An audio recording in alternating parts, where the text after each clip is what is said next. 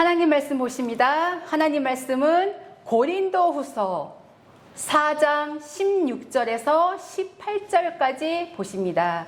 신약성경 고린도후서 4장 16절에서 18절까지 보십니다. 다 찾으신 줄 알고 제가 봉독해 드립니다. 그러므로 우리가 낙심하지 아니하노니 겉사람은 후패하나 우리의 속은 날로 새롭도다. 우리의 잠시 받는 환난에 경한 것이 지극히 크고 영원한 영광에 중한 것을 우리에게 이루게 함이니 우리의 돌아보는 것은 보이는 것이 아니요 보이지 않는 것이니 보이는 것은 잠깐이요 보이지 않는 것은 영원함이니라. 아멘.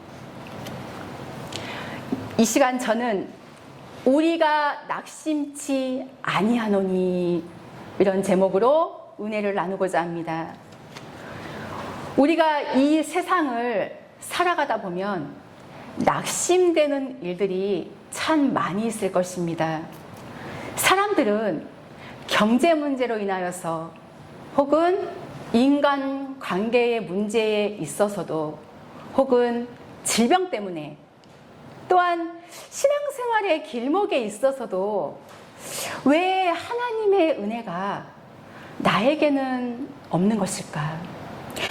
하나님의 은혜 안에 살지 못한다고 느낄 때, 기도할 때 응답이 더디오는 것 같고, 문제는 자꾸 악화되고, 우리의 환경은 어려워지고, 우리가 환경을 보면 낙심합니다. 하나님만 믿으면 언제나 늘 행복할 것이라고, 모든 일들이 다 해결될 것이라고, 걱정, 근심은 다 없어질 것이다. 그렇게 믿을 것이나 실상은 그렇지 못해서 낙심하는 경우가 참 많이 있습니다. 마음이 낙심이 되면 삶은 꿈을 잃고 방황하게 되고, 이 마음의 낙심이 악화되면 좌절하고 심하면 자살까지 하게 되는 그런 안타까운 일까지 하게 되는 것입니다. 이 세상을 바라본다면 우리는 낙심할 수밖에 없습니다. 물론 이 땅에 살면서 전혀 낙심 안 할 수는 없겠지만, 그러나 하나님의 일을 하는 자들에게는 낙심은 금물입니다. 본문 16절 보면 낙심하지 아니하노니, 낙심하는 것이 없는 것이 아닙니다. 너무나도 낙심할 일이 많지만 생명의 도를 행하는 바울 사도는 결코 낙심하지 않았습니다. 오직 그의 마음속엔 예수 그리스도로 만족하고 영원한 나라, 바로 천국의 확신이 있었기 때문입니다. 고린도후서 4장 1절에서 2절까지의 말씀을 보면, 이러함으로 우리가 이 직분을 받아 긍휼하심을 입은 대로 낙심하지 아니하고 이에 숨은 부끄러움의 일을 버리고 괴율 가운데 행하지 아니하며 하나님의 말씀을 혼잡케 아니하고 오직 진리를 나타내므로 하나님 앞에서 각 사람의 양심에 대하여 스스로 청거하노라 말씀하셨습니다. 낙심된 일이 있을 때에 낙심하지 아니하고 그럴수록 하나님께 더 기도하고 세상 것, 육의 것, 죄악된 것들을 버릴 수 있는 이들이 믿음의 위대한 사람들입니다. 진정 하나님의 백성들은 결코 낙심하지 않습니다. 하나님을 믿는 하나님의 사람들은 결코 육신의 일로 염려하지도 않습니다. 시편 42편 5절에 내 영혼아 내가 어찌하여 낭망하며 어찌하여 내 속에서 불안하여 하는고, 너는 하나님을 바라라. 그 얼굴의 도우심을 인하여 내가 오히려 찬송하리로다.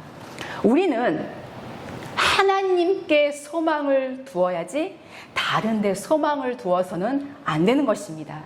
로마서 15장 13절에 소망의 하나님이 모든 기쁨과 평강을 믿음 안에서 너희에게 충만케 하사 성령의 능력으로 소망이 넘치게 하시기를 원하노라 말씀하신 것처럼 우리가 하나님만을 바라보고 하나님께 도움을 구하고 회개하고 정말 눈물로 간구한다면 반드시 하나님께서는 놀라운 은혜를 베풀어 주시는 것입니다. 잠언서 24장 10절 말씀을 보면 내가 만일 환난 날에 낙담하면 내 힘의 미약함을 보임이니라 말씀하셨습니다. 낙담하다 보면 시험이 올 때에 시험에서 떨어질 수밖에 없습니다. 사단의 괴계에 넘어가서 사명과는 멀어질 수밖에 없게 되거든요. 또 낙심하다 보면 교회를 떠나게 되고 그렇게 된다면 하나님과는 절대적으로 멀어지게 된다는 겁니다. 그렇기 때문에 누가복음 18장 1절 말씀에 항상 기도하고 낭망치 말 것을 예수님이 말씀하셨습니다. 우리가 육의 것을 구하는 것은 낭망할 수밖에 없습니다. 왜냐하면 육의 것은 끝이 없거든요. 현재 있는 것에 족한 줄 모르고 더 구하려 하고 더 갖고 싶어 하고 더 탐하게 된다는 것입니다. 골로새서 3장 5절 말씀에 탐심은 곧 우상숭배니라. 하나님 외에 더 사랑하는 것은 다 우상숭배입니다. 탐심은 가장 큰 죄라는 것. 사단이 자기 뜻을 이루기 위해 사람 마음속에 들어가 역사하는 것입니다. 예를 들어서 혈기 부리는 거, 절제 못하는 거, 못 참는 거, 이 혈과 육에서 나오는 것들은 사단의 큰 무기입니다. 또한 탐심은 나를 위한 것입니다. 내가 조금 더 취하고 싶은 마음, 내 욕심, 탐하는 마음인데 문제는 이 탐심은 하늘에서 온 것이 아니라는 겁니다. 육으로 살고자 하는 욕심, 눈으로 보이는 욕심, 이 세상 자랑 다 세상으로 쫓아온 것입니다. 우리 마음에 세상 것 포기 못하고 잡고 있으면 죄라는 욕심을 타고 사단이 들어가는데 요한일서 3장 8절 말씀에 보면 마귀는 죄를 짓게 만들고 생명 없는 것을 쫓아가게 하거든요. 우리가 세상 것 마음에 담고 있으면 마귀를 섬기는 것, 즉 우상 숭배하고 있는 것과 같다는 겁니다. 육신의 생각, 세상에 있는 모든 것들은 사단이 지배하는 타락한 사람들의 마음에서 나온 것이기 때문에 하나님과는 절대로 공존할 수가 없어요. 참된 그리스도인은 절대로 육신의 것, 세상 것은 생각도 말고 구하지도 말아야 합니다. 로마서 8장 6절 말씀에 육신의 생각은 사망이요 영의 생각은 생명과 평안이니라. 참된 하나님의 백성인 우리가 구해야 할 것은 공의와 겸손과 생명을 구해야 할 줄로 믿습니다. 누가복음 12장 29절에도 보면 무엇을 먹을까, 무엇을 마실까 기도하지도 말고 근심하지도 말고 너희는 하나님의 나라를 먼저 구하라고 말씀하셨습니다. 다시 말해서 하나님의 나라, 즉 하나님의 이 거룩한 말씀 속에서 하나님의 뜻을 찾아 순종하라는 뜻입니다. 그리하면 육신의 삶에 필요한 모든 부분을 풍성히 채워주시겠다고 약속하셨습니다. 마태복음 6장 8절에 너희 육에 필요한 것은 너희가 기도하기 전에 이미 하나님이 다 알고 계시다고 말씀하셨어요. 그러므로 하나님이 이미 다 알고 계신 거 그거 구하지 말고 너희는 하나님의 나라와 의를 먼저 구하라. 즉 하나님의 뜻을 알고 그분의 마음을 알아서 하나님의 뜻대로 순종하라는 것입니다. 그러면 육신의 것 채워주시겠다는 것입니다. 고린도전서 2장 16절에 우리가 그리스도의 마음을 가졌느니라. 하나님의 마음을 가졌다는 것은 하나님의 뜻을 안다는 것입니다. 하나님이 기뻐하시는 것이 무엇인가? 그분의 마음을 알아서 그 뜻대로 순종만 해보라는 거예요. 그러면 이 모든 것은 다 하나님이 채우시리라. 여러분, 정말 너무나도 멋진 우리 하나님 아니십니까? 하나님의 참 백성이라면 하나님이 모든 것 다 책임져 주시는 거예요. 우리가 하나님의 뜻을 쫓아 산다면 우리의 앞길은 그분이 이끌어 주시는 것입니다. 성경에 보면 솔로몬은 선악을 분별할 수 있는 지혜를 구하여 하나님을 경외하고 순종할 때에 육의 것까지 풍성하게 더해 주신 것을 볼 수가 있습니다. 이것이 바로 하나님의 종들과 백성들이 구해야 하는 기도입니다. 생활 가운데서 선악을 분별할 수 있는 지혜를 우리는 구해야 합니다. 하나님의 뜻은 바로 성경 안에 있습니다.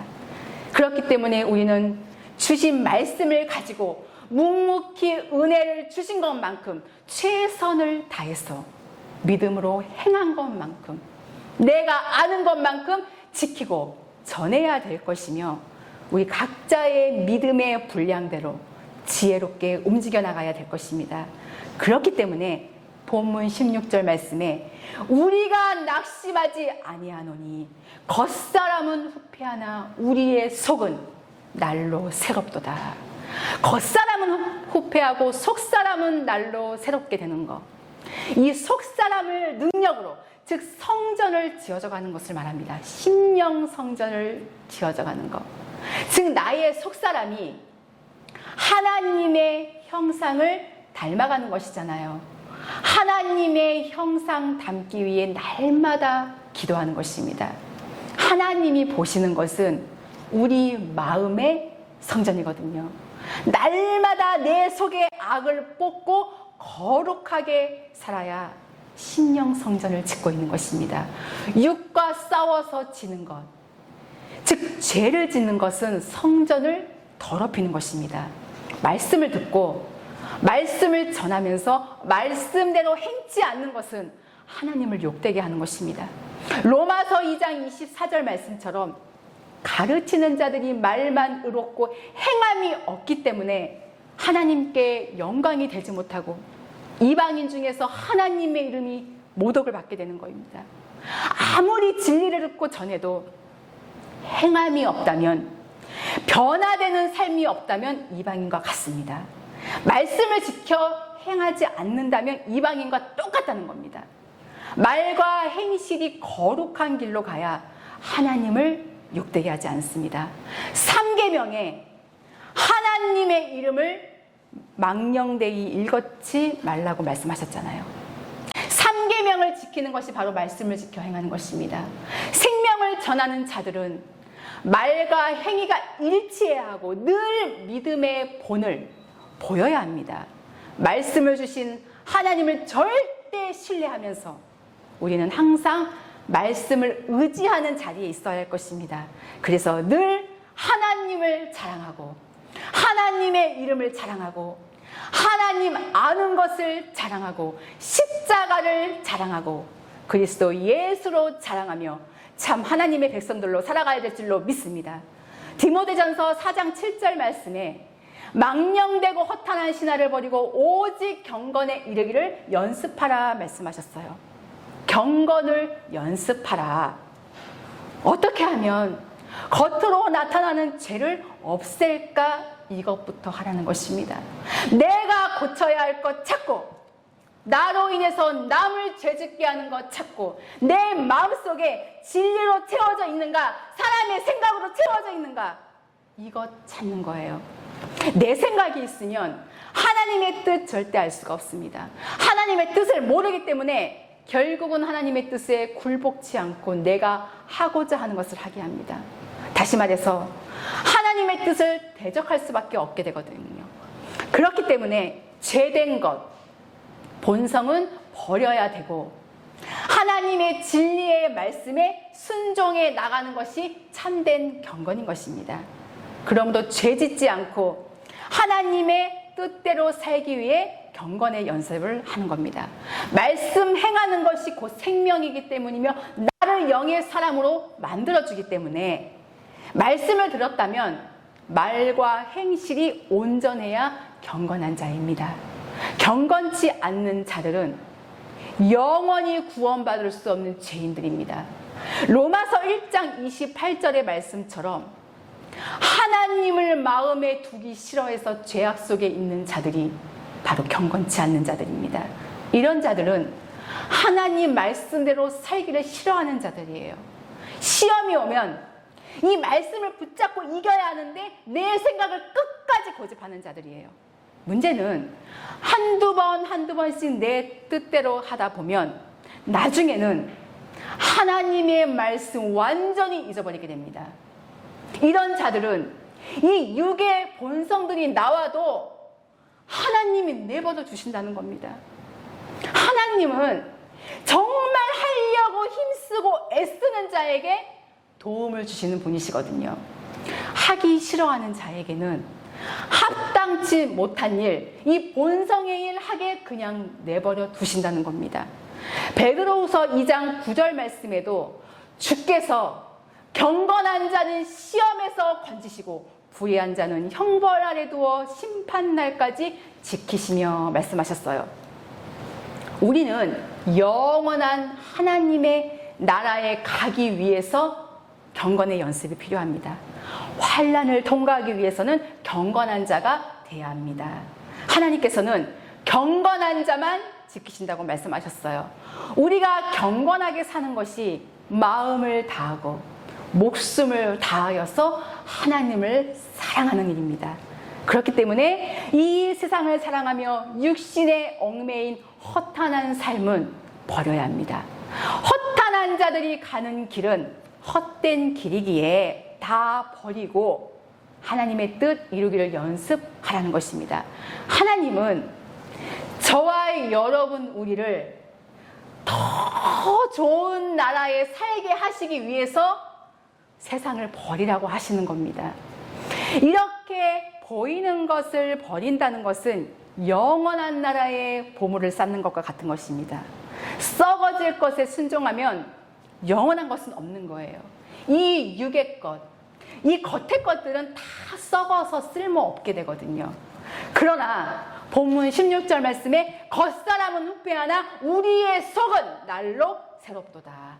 낙심치 말고 기도하고 이긴다면 우리의 속은, 우리의 영은 30배, 60배, 100배만큼 날로 새로워지게 되는 것입니다.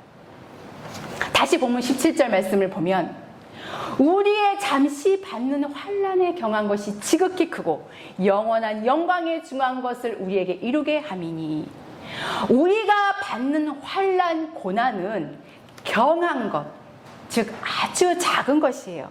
훗날 받는 영광과 비교할 수 없다고 말씀하고 있습니다.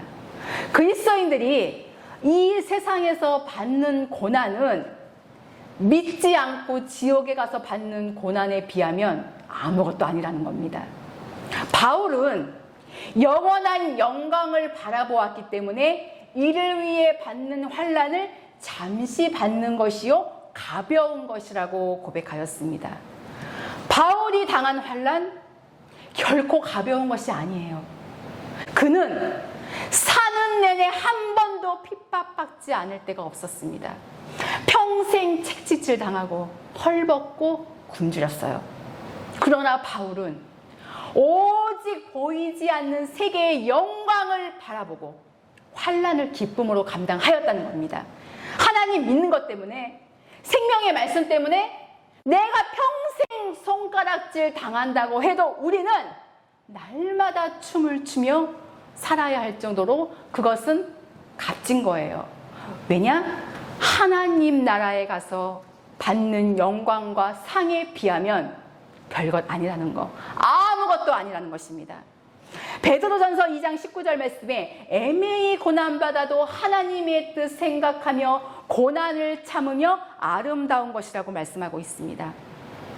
애매히 고난받는 거, 죄도 짓지 않았는데 받는 고난, 하지도 않았는데 했다고 하고, 말하지도 않았는데 말했다고 하고, 이렇게 정말 어거지로 받는 고난은 정말 억울하고 슬픈 일이 아닐 수가 없어요.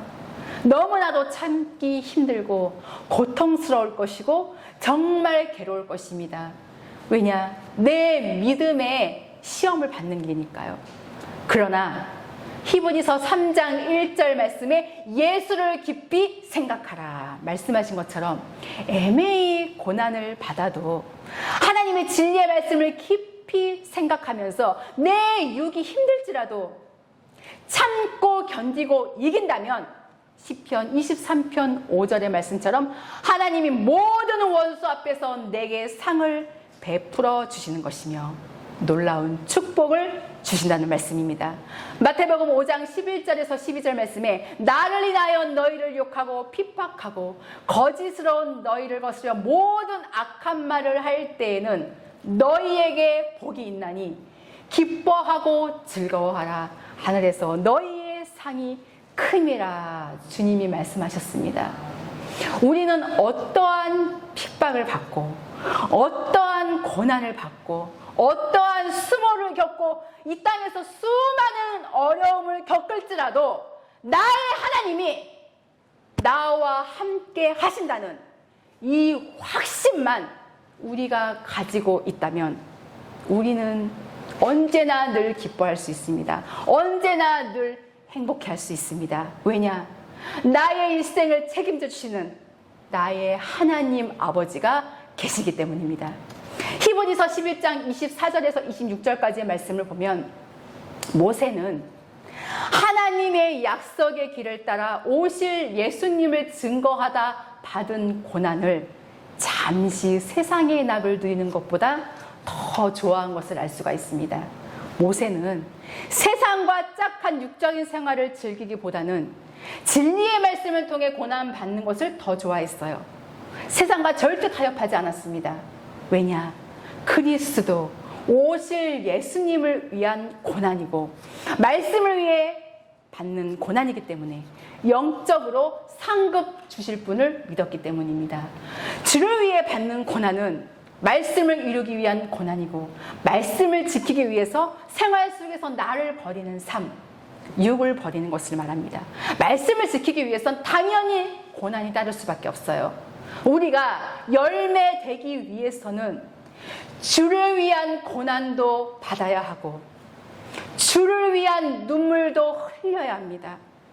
누가복음 16장 19절에서 25절까지 말씀에 나오는 부자와 나사로를 보더라도 부자는 세상에서 온갖 부귀영화를 누렸지만 죽어서는 고난을 받았고 나사로는 세상에서 주를 위해 고난과 핍박을 받았지만 죽어서는 하나님의 위로를 받은 것을 우린 성경을 통해 알 수가 있습니다. 보응이라는 것이 바로 이와 같은 것입니다. 누가복음 6장 37절에서 38절의 말씀처럼 행한 대로 보응 받는다는 거예요. 내가 비판한 것, 내가 정죄한 것, 내가 용서한 것, 내가 헤아린 것 그대로 하나님은 내가 하는 대로 갚아주신다는 겁니다. 여러분, 죄는 우리 영혼을 망가뜨리는 이유입니다. 로마서 6장 23절 말씀에 죄의 삭은 사망이라고 말씀하셨잖아요. 죄를 끊는 것은 하나님 뜻대로 산다는 뜻입니다. 죄를 버리고 하나님을 내 마음에 모시지 않으면 절대로 영생에 들어갈 수 없다는 것을 우리는 결코 이제서는 안 될 줄로 믿습니다. 마지막의 결론은 바로 18절의 말씀입니다. 우리의 돌아보는 것은 보이는 것이 아니요 보이지 않는 것이니 보이는 것은 잠깐이요 보이지 않는 것은 영원함이니라. 우리가 바라고 사모하는 것 보이는 거 아니라는 거예요. 하나님의 축복은 눈에 보이는 것이 아닙니다. 겉으로 보기에는 클지 몰라도 아니라는 거예요. 시편 39편 7절에 주여 내가 무엇을 바라려 나의 소망은 주께 있나이다. 보이는 것보다 보이지 않는 나라를 더 크게 여기는 자 이들이야말로 참된 하나님의 종이요 알곡 성도인 것입니다. 로마서 8장 24절 말씀에 우리가 소망으로 구원을 얻었음에 보이는 소망이 소망이 아니니 보는 것을 누가 바라리요. 우리가 바라는 소망은 땅의 것, 육의 것 아니라는 것입니다. 진정 의인의 길을 가는 생명의 사람들, 참 하나님의 백성들은 하나님께 소망을 두고 어떤 고난이나 환난이나 시련도 이기게 되는 것입니다. 그들의 소망은 세상 것이 아니고 더 좋은 본향, 하나님 나라, 천국이기 때문입니다. 세상에서는 물질의 복을 받아야 하나님의 복을 받은 것이라고 하지만 그것은 하나님의 뜻이 아닙니다. 하나님의 복은 육의 복이 아니라 생명의 복이에요. 에베소서 1장 3절에 하늘에 속한 모든 신령한 복, 바로 생명의 복, 즉 영원히 구원받는 것을 말합니다. 바로 우리의 마음 심령에 받는 거예요. 그런데 우리 속에 있는 이 죄, 본성, 이거 먼저 버려야 하늘에 속한 모든 신령한 복 받을 수 있습니다. 사랑하는 성도 여러분, 하늘에 속한 모든 신령한 복 꼭 받으시기를 바랍니다. 영생에 가는 길, 재물은요 결코 영혼을 구원할 수가 없습니다. 생명을 위해서는요, 우리가 정말 신령한 복 받기 위해서는 다 버릴 수 있어야 합니다. 우리가 기도하려면, 주의 일을 하려면 나의 일을 조금 포기하고 미뤄지는 것처럼 육의 일을 하려면 영적인 일을 소홀히 할 수밖에 없듯이 늘 육과 영이 싸우거든요. 육의 일을 하는 자는 영의 일을 알지 못합니다. 육신을 쫓는 자는 생각 자체가 영으로 갈 수 없어요. 우리가 세상의 소망이 작아지면 작아질수록 그만큼 하늘에 대한 소망은 더 커지는 것입니다. 세상을 누려본 사람이 그만큼 고난이 크고 세상을 누려보지 못한 사람은 그만큼 고난이 작아요. 이것이 공의입니다. 지금까지 세상에서 잘 먹고 잘 사는 것을 우선으로 하여서 살았다면 이제는 하나님의 일을 하는데 우선으로 하여 살고, 이것이 바로 버리는 삶입니다. 우선순위를 무엇으로 하느냐에 따라서 움직임이 달라지는 거예요. 이렇게 세상 일 절제해 나가며 하나님의 뜻 이루어 나가는 것이 버리는 것입니다. 이런 것 다 버린 자는 의인이라고 합니다. 하나님 믿는다고 의인이라고 해서 환난, 우한, 질고 올 수 있습니다. 그러나 시편 119편 143절 말씀에 환난과 우환이 내게 미쳤으나 주의 계명은 나의 즐거움이니이다. 이 길이 바로 의인의 길입니다.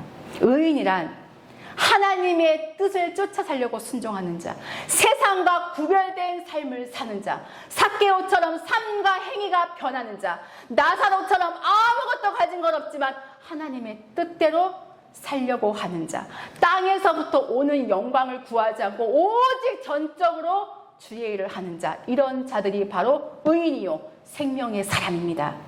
처음부터 의인은 아니지만 하나님은 지키려고 애쓰는 그 마음, 즉 말씀대로 살려는 그 마음을 보시고 의인이라고 하십니다. 의인이 되려면 그리스도의 법을 알아야 합니다. 숨겨져 있는 그리스도의 법을 찾아가야 합니다. 그리스도의 법은 숨겨져 있거든요. 마태복음 13장 34절에서 35절 말씀처럼 예수님께서 모든 성경의 말씀을 창세 때부터 비유로 말씀하셨어요.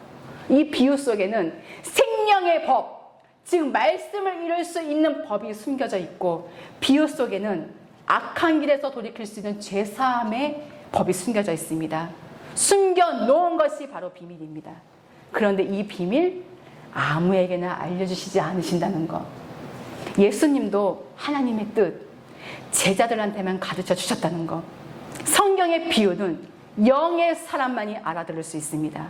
왜냐하면 그리스도의 법은 우리 영혼의 죄를 사하는 말씀이기 때문에 하나님 뜻대로 살지 않는 자, 마음이 하나님에게서 떠난 자에게는 알려주지 않으시고 지키고 쫓아오려는 자에게, 정말 사모하는 자에게만 알려주신다는 겁니다.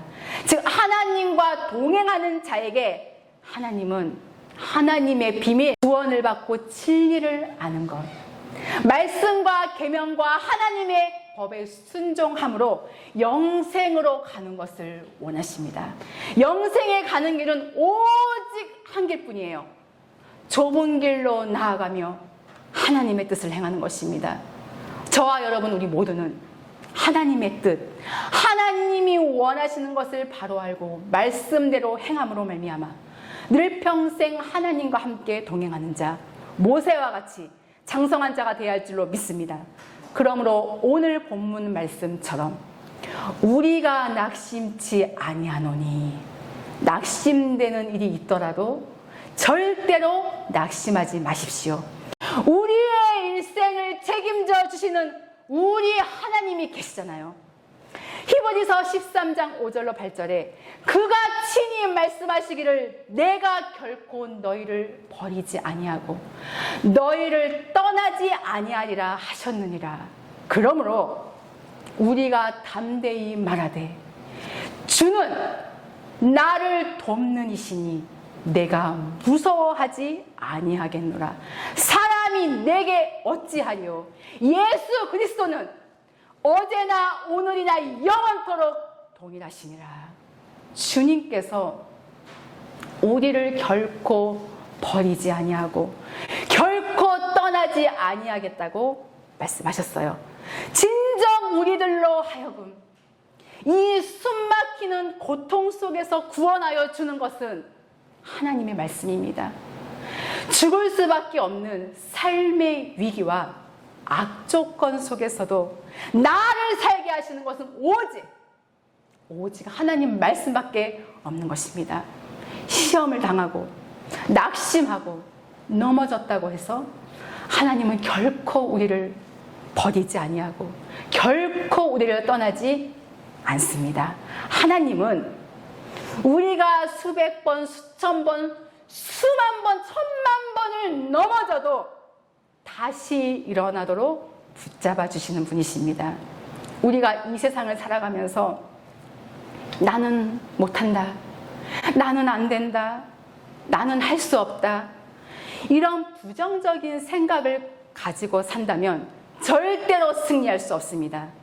빌립보서 4장 13절에 내게 능력 주시는 자 안에서 내가 모든 것을 할 수 있느니라. 우리 하나님이 능력을 주시면 못할 일 없습니다. 여러분, 그분을 주인으로 삼으십시오.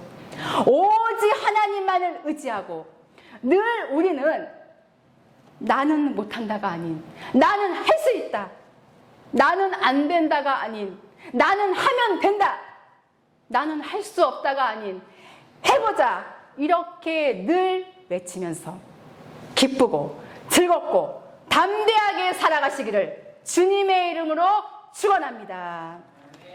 기도하시겠습니다. 살아 역사하시는 하나님 아버지, 저희들이 무엇이간데 이처럼 사랑하여 주셔서 생명의 진리의 말씀 안에 늘 거하게 하시니 너무나도 감사를 드립니다. 늘 주님의 뜻대로 산다고 하면서도 주님 뜻대로 살지 못하고 어려움과 낙심되는 일이 있을 때 오히려 주님 앞에 엎드려 기도하는 일에 게을리하지는 않았는지요. 하나님, 오늘 주신 말씀처럼 어떠한 어려운 상황 속에서도, 시련 중에도 낙심하지 말고 믿음을 지킬 수 있는 힘과 능력을 더하여 주시기를 간절히 원합니다. 내가 너와 함께하리라 약속하신 그 하나님의 말씀을 저희를 굳게 붙들고 어떠한 두려움 앞에서도 좌절하거나 절망하지 아니하고 오직 주만 바라보며 담대한 믿음을 가지고 늘 승리의 삶을 살아갈 수 있도록 성령 하나님 역사하여 주시옵소서. 감사드리며 귀하신 예수 그리스도의 이름으로 기도하옵나이다. 아멘.